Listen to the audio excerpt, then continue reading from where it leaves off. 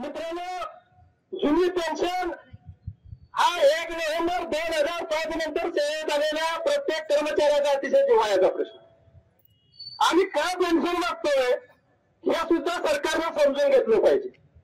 सरकारनं जी योजना आणली एनपीएस जी डीसीपीएफ होती ती 1 नोव्हेंबर 2005 पासून आल्याने 2016ला ती एनपीएस केली.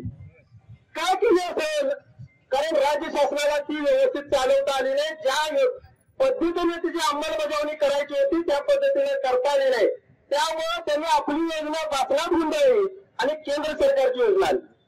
आता या केंद्र सरकारच्या योजनेमध्ये मध्ये जाणाऱ्या माणसांचं खूप मोठं नुकसान आहे. आता आपल्या इथला जो एक माध्यमिकचा शिक्षक सेवानिवृत्त झालेला आहे त्यांना रिटायर होताना 1,10,000 पगार होता. विधानसभेने आले टप्प्याटप्प्याने आले आणि त्या ठिकाणी मुख्याध्यापक पदापर्यंत गेले. आता त्या माणसाला उदरनिर्वाह करण्यासाठी आजच्या जगामध्ये 20,000 रुपये तर पैसे काय नको तुम्ही सांगावं. त्या माणसाला आज 2800 रुपये पेन्शन बसते. त्याच्या पगारातनं दर महिन्याला 10% शासन कपात करतंय आणि शासन 14% त्यामध्ये करते. म्हणजे महिन्याचा पगार जर 24% ठरला, 1 लाख जर पगार आला तर 24,000 प्रत्येक महिन्याला सरकार शेअर मार्केटमध्ये गुंतवतंय आणि काय म्हणतंय की रिटायर झाल्यावर पेन्शन द्यायला आमच्यावर पैसे नाही. मला सांगा, अमोल शिंदे किंवा इथे असणारे सगळेच जे एनपीएस मध्ये असणारे बांधव आहेत ते काय उद्या तेव्हा रिटायर लागलेत का? मी 2006 मध्ये लागलेलो आहे आणि माझी सेवानिवृत्ती 2043ला. म्हणजे सरकारवर भार कधी पडणार आहे? 2043ला मला पेन्शन द्यायचे. पण सरकार भार आधी कुठला उतरावं लागलं तर मी नोकरीत लागलेल्या दिवसापासून माझ्या पेन्शनसाठी स्वतः 14% आणि आमच्याकडनं 10% आणि आत्ताच्या बजेटमध्ये सांगितले आमचं पण 14% करायचं. म्हणजे 28% तुम्ही पेन्शनसाठी आम्ही 30-35 वर्ष नोकरी केली तर तुम्ही घेणार आहात. मग हा पैसा सरकारचा आहे की नाही? मग ह्याच पैशात आम्ही सरकारला सांगतोय निवडणुका जवळ आल्यात, अनेक गोष्टी आहेत, 5 ट्रिलियनकडे आपली अर्थव्यवस्था चाललेली आहे. अशा वेळी लाडकी बहीण योजना आणली त्याचं स्वागत आहे. काय आवाजून आपण स्वागत करू. लाडक्या भावाच्या योजनेचं स्वागत करू कारण ते आमच्या कुटुंबातलीच माणसं आहेत, आमचे भाऊबंधच आहेत. आम्ही कुणी टाटा धर्माच्या घरातले नाही. आम्ही सामान्य शेतकऱ्याच्याच घरातली पोरं आहे, शिकून नोकऱ्या लागलोय. आणि नोकऱ्या लागताना इतर उद्योग व्यवसाय न करता आम्ही एक चाकुरीत होतं जीवन निवडलं आणि आम्हाला माहित होतं की आम्ही निवृत्त झाल्यानंतर आमची देखभाल करण्यापुरतं तर सरकार देणार आहे. पण आता आम्ही सरकारला विनंती करतो, आमच्यासाठी सेवेत असताना जो तुम्ही 24% खर्च करायलाय तो थांबवा आणि आमच्या या लाडक्या भावासाठी आणि बहिणींसाठी वापरा आणि त्यातल्या उद्योगांची प्रगती करा. महाराष्ट्राची आर्थिक स्थिरता मजबूत करा आणि आमचा गोरगरीब कष्टकरी त्याला सुद्धा पेन्शन होऊ दे आणि आमच्या सरकारी कर्मचाऱ्यांना सुद्धा पेन्शन होऊ दे. आम्ही कुणाचं मागत नाही, आम्ही द्या म्हणतोय. पण आपल्या मित्रांनी जाणून घेतलं पाहिजे सरकारचे आपण कुणीच लाडके नाही, लाडके बहीण भाऊ पण नाही आणि आम्ही पण नाही असं वाटायला लागले. कारण योजना जरी आली महिन्याला 24% पैसे कुठे जातात आपले सरकारचे आणि आपले मिळून शेअर मार्केटमध्ये. आणि शेअर मार्केटमधनं कुठे जाते? तुम्ही आम्ही घेतो का त्यांच्याकडे ते बनवून? तर मोठमोठे कंपनी आहेत आणि खरे लाडके ते आहेत त्यांची नावं आता आपण घ्यायची नाहीत. तुम्हाला सगळ्यांना माहितीत कोण आहेत. ज्यांच्याकडे लग्नामध्ये खर्च करायला हजारो कोटी त्यांचे बजेट त्यांच्या कर्जमाफी एका दिवसात येतात. आणि आता आपण टीव्हीवर बघतोय जर कर्मचाऱ्यांना पेन्शन दिली तर 3,500 कोटीचा भार पडेल. अहो इंग्रजांनी सुद्धा दिल्या. त्या काळात महायुद्धातल्या लोकांना अजून पेन्शन मिळायला लागल्या आणि तुम्ही तर स्वतंत्र भारतामध्ये असणारे आपण सगळेजण आहे, प्रगत भारतामध्ये असणारे आहे. आपण अमेरिकेशी तुलना करालोय आणि हे करत असताना जर आमच्या कर्मचाऱ्यांना पेन्शन द्यायला आमच्याजवळ काय नाही म्हणत असाल, तिजोरीत कडकडत आहे म्हणत असाल तर आम्ही म्हणतो आमचे हे सगळे पैसे आपल्या गोरगरिबाच्या हितासाठी लावा, पण शेअर मार्केटच्या माध्यमातून तुमच्या मित्रांचं भलं करू नका. हे लोकांच्यासाठी वापरा. आज ही जी पेन्शन आहे हा पेन्शन म्हणजे म्हातारपणानंतर जीवनाचा आधार आहे. ही पेन्शन म्हणजे आमच्यावर कुणी उपकार करत नाही. आम्ही येणाऱ्या इतबाऱ्या 58 वर्ष वयाची होईपर्यंत सरकारची सेवा करतोय आणि ती सेवा केल्याच्या बदल्यात आमचं सेवानिवृत्तीनंतरचा जीवन उदरनिर्वाह पार पडणं हे सरकारची जबाबदारी आहे. म्हणून आम्हाला सरकार पेन्शन देते आणि सुप्रीम कोर्टाने सुद्धा तसा निर्णय दिलेला. आता काय झालं, निवडणुका आल्या, आपण सगळे एकत्र होतो, दबाव आला की सगळेजण म्हणतात आम्ही देणार आहे देतोयच की. परवा पदवीधरच्या निवडणुका झाल्या, शिक्षक आमदारकीच्या झाल्या, आपण बघितल्या. आणि निवडणूक झाली की मात्र म्हणायचं अरे तिजोरीत काय नाही, थांबा. बर प्रत्येक वेळी फक्त कर्मचाऱ्यांसाठी यांच्याकडे नाही. मग आपलं नाही का, मला या ठिकाणी सगळ्या पत्रकार बांधवांना सांगायचं, आज महाराष्ट्रात 17 लाख कर्मचाऱ्यांची मंजूर पदं आहेत, 13 लाख कर्मचारी त्याला कार्यरत आहेत आणि 8.5 लाख त्यातले एनपीएस धारक आहेत आता सध्या. आणि यातले 13 लाख जरी आपण कार्यरत धरले आणि इथं आलेल्या सगळ्यांच्या घरातले नातेवाईक पाहुणे मिळून 10 लोक धरली दिले तर 1,30,00,000 मतदान नुसतं महाराष्ट्रातल्या कर्मचाऱ्यांच्या संबंधात होत. आणि हा सुशिक्षित वर्ग आहे, याला समजतंय की खरंच आम्ही लाडकं आहे का उगाच गाजर दाखवा लागल्या. गाजर दाखवून आपण बोलणार नाही. त्यामुळं आम्ही सुद्धा या निवडणुकामध्ये निर्णय करू शकतो, आम्ही सुद्धा आपलेच आहोत. म्हणून पहिली विनंती आमची कुणाला आहे, आम्ही कुठल्या राजकीय पक्षाबद्दल काही विधान करणार, कारण या देशात 2च पक्ष आहेत असा बाबा आमचा विश्वास आहे. एक सत्ताधारी आणि एक विरोधक. विरोधक सत्तेपर्यंत जाईपर्यंत आंदोलनामध्ये पूर्ण ताकदीने पाठीचे असतात आणि खुर्चीवर गेले की माझ्या काय म्हणतात, आता तिजोरी अशी करून ठेवल्या मागल्याने आम्ही काय करावं. आणि सत्तेत गेल्यानंतर होतं बाबा तसं करणार नाही आम्हाला माहित आहे. पण ही वस्तुस्थिती आहे, कारण यावेळी ज्यावेळी महाविकास आघाडीचं सरकार पहिल्यांदा आलं, पहिल्या अधिवेशनाला नागपूरमध्ये जाऊन त्यावेळेला मंत्रिमंडळाला भेटणारा मी माणूस आहे.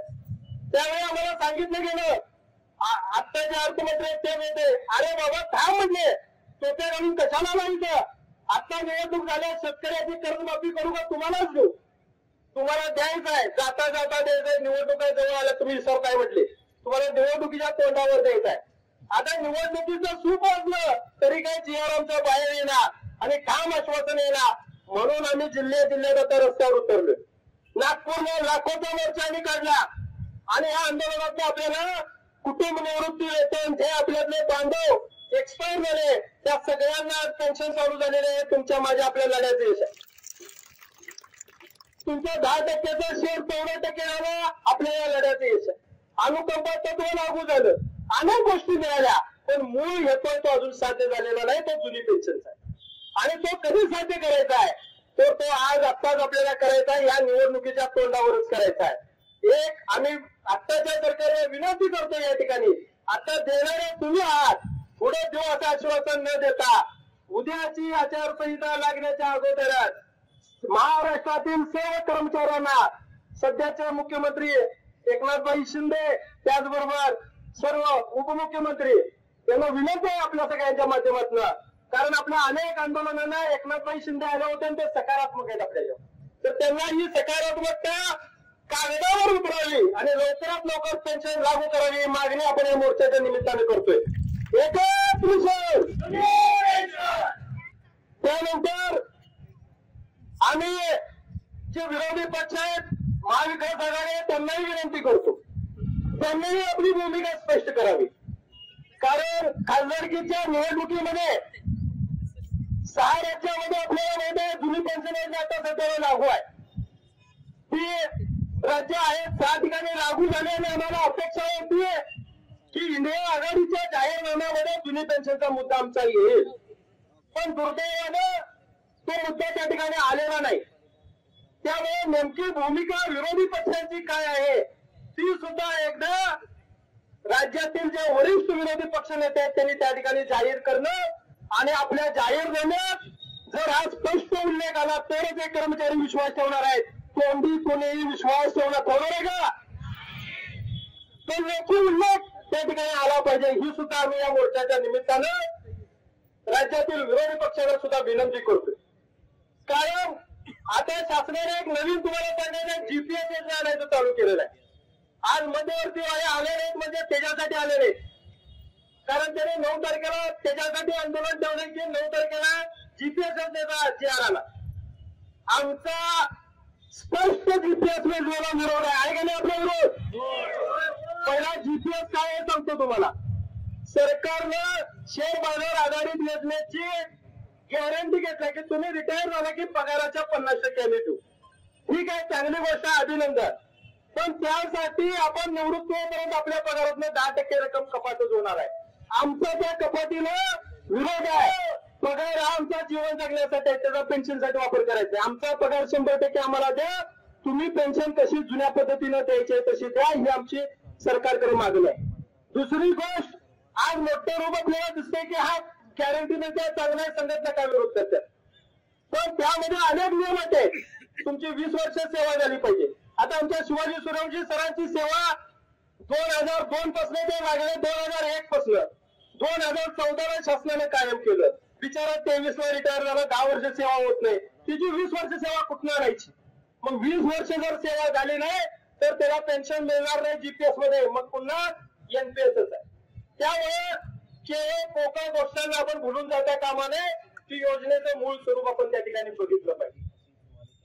आता नुकतंच जाहिरातीमधल्या लोकांना पेन्शन देण्याबद्दल सरकारनं पाऊल उचललं, फोडाने राज्य करा. त्यामुळे जे 1 नोव्हेंबर 2005 पूर्वी ज्यांची जाहिरात आहे त्यांना त्या ठिकाणी जुनी पेन्शन होणार आहे का? 100% होणार. पण आता कोणीतरी पिल्लू अधिसूचनेचं सोडलं आणि आमचा 2014चा बांधव पण मला फोन करतोय, मी आहे, माझ्यावर पण 2003चा शासन आदेश आहे. अरे 2024च्या वर पण तो 2003चा शासन आदेश आहे. ते म्हणजे अधिसूचना नाही, तुम्ही डोक्यातनं काढून टाका. जाहिरात आधी असेल आणि अनुकंपामधले काही जर लोक असतील तर त्या ठिकाणी त्या अनुकंपाची यादी पहिलीच असेल तर त्यांना त्या ठिकाणी तो लाभ मिळू शकतो. या ठिकाणी भगवानप्पा साळुंखे उपस्थित आहेत, त्यांचे स्वागत आहे. त्यांना बसण्यासाठी जागा द्यायचे. तर विषय गहन आहे, लक्षात घ्या. अनुकंपावाल्याने जाहिरात आधी सोडलं तर बाकीच्यांना डोक्यातनं काढून टाका. आता काल कोणत्या लक्षाला पोस्ट एक टाकले की जुनी पेन्शन संघटनेचे नेतृत्व ज्याला जुनी पेन्शन आहे असा माणूस करू शकत नाही, आणि त्याचा रोग माझ्याकडे होता. कारण ती जाहिरात माझी सुद्धा आधीची निघाल्या आणि तुमच्या सगळ्याच्या आशीर्वादाने मला सुद्धा जुनी पेन्शन झाली आणि तुमच्या आशीर्वादाने. आता मी मागायला गेलो, लढली आणि त्या मित्राला मला सांगायचं आहे, अरे 2014ला या संघटनेचे रक्त लावण्यापासून आजचा मोर्चा होईपर्यंत अखंड या चळवळीसाठी वाहून घेऊन काम करतो, म्हणून देवानं माझ्यावर बघितलं. तू सुद्धा तुझ्या मनामध्ये ते प्रामाणिक भाव ठेव. या सगळ्यांना इथे असणाऱ्या आणि 2043ला मी रिटायर होईपर्यंत सेवेत लागलेल्या प्रत्येकाला जुनी पेन्शन लागू झाल्याशिवाय थांबत नाही. कारण हा लढा माझ्यासाठी नाही, हा लढा एक दोघांसाठी नाही, हा लढा सरकारच्या अन्यायी धोरणाविरुद्ध आहे. अरे धोरणावर बघा, या ठिकाणी जर आम्ही कमी पडत असो तर आपल्या सगळ्याच्या साक्षीनं या पदांना महत्व नसतं, तर आपण करणाऱ्या कार्याला महत्व असतं. आज या ठिकाणी पुढे होत असताना आमच्याकडे अनेक चुका होत असतील. आम्ही कमी पडत असू, प्रत्येकाला मान सन्मान देता येत असेल, पण याचा अर्थ असा नाही की आम्ही अप्रामाणिक आहोत.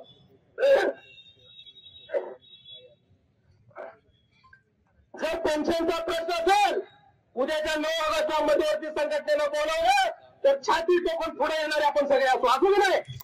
कारण आम्हाला इतर कुठल्या राजकारणात पडायचं नाही. जो पेन्शनसाठी हात मारेल तिथं जायचं आणि आपल्याला पेन्शन पत्रात पाडून घ्यायचे आहे. फक्त पाडून घेताना खरी पाडून घ्या. जसं मोर्चाच्या गेल्या संपाच्या वेळी आम्ही सगळे छाती ताणून बसलो आणि वरल्या लोकांनी मिनिटात माघार घेतली, आम्हाला उत्तर देईपर्यंत घाम फुटला. काय शेवटी त्यांच्या मर्यादा आम्ही समजून घेऊ, पण कुठं तरी काही गोष्टी घेत असताना टप्प्याटप्प्याने घ्यायला लागतील. आणि मित्रांनो, मला आपल्याला विनंती आहे, या एका आंदोलनाला आपण थांबायचं नाही. 2024 आहे आणि काय असेल, सगळ्यांनी एक निर्धार करा, जोपर्यंत जुनी पेन्शन मिळत नाही तोपर्यंत थांबायचं नाही. एकच मिशन. या ठिकाणी मी खरं तर फार सविस्तर बोललोय, कारण ते बोलणं सुद्धा गरजेचं आहे. यानंतर सुद्धा अनेकांची मनोगत होणार आहे. कुणीही मोर्चाची शिस्त बिघडवायची नाही आहे. सगळ्यांनी रस्त्याबद्दल जिल्हाभर देशात चाललाय, सगळ्या टीव्ही चॅनलवर तुम्ही दिसायला लागलाय.